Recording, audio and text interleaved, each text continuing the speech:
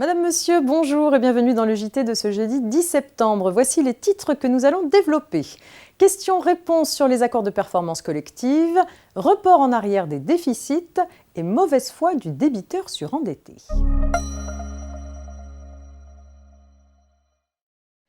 Pendant l'été, le ministère du Travail a publié sur son site internet un document questions-réponses relatif aux accords de performance collective qui se développent dans le contexte des difficultés économiques rencontrées par certaines entreprises depuis la reprise de leurs activités. Ces accords permettent d'aménager la durée du travail ou la rémunération des salariés et aussi de déterminer les conditions de leur mobilité professionnelle ou géographique au sein de l'entreprise dans le but de préserver ou de développer l'emploi.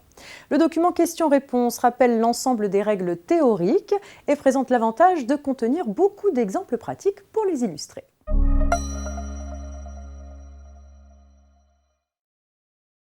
On poursuit avec un point relatif au report en arrière des déficits. Les entreprises soumises à l'IS peuvent opter pour l'imputation du déficit constaté à la clôture d'un exercice sur le bénéfice de l'exercice précédent. Cette imputation fait naître à leur profit une créance d'impôt dont le remboursement peut être obtenu au terme d'un délai de 5 ans à défaut d'utilisation pour le paiement de l'IS. La faculté de remboursement anticipé de cette créance, jusqu'à présent réservée aux entreprises en difficulté, a été étendue par la troisième loi de finances rectificative pour 2020.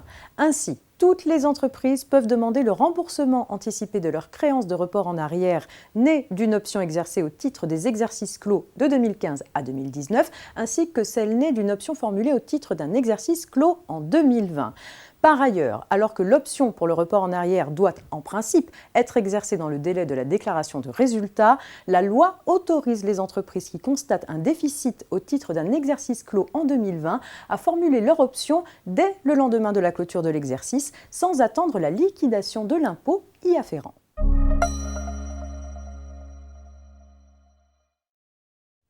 Si elle est reconnue par la commission de surendettement, la situation de surendettement d'un particulier permet l'adoption de mesures pouvant aller jusqu'à l'effacement de ses dettes. Mais pour en bénéficier, encore faut-il que ce débiteur soit de bonne foi. C'est ce que rappelle la Cour de cassation dans un arrêt rendu récemment. Dans cette affaire, les juges relèvent que la débitrice insolvable n'affiche aucun revenu, ni aucune recherche d'emploi, stage ou reconversion, alors que rien ne permet de penser qu'elle est incapable de trouver du travail. Par ailleurs, la totalité de son endettement, estimé à près de 700 000 €, résulte directement de ses actes délictueux, à savoir des condamnations pénales et diverses condamnations commerciales au titre de malversation dans une société pour laquelle elle s'était portée caution. Autant d'éléments qui permettent au juge d'exclure la bonne foi de cette personne, irrecevable par conséquent à la procédure de surendettement. C'est tout pour aujourd'hui. Très bonne journée, à demain.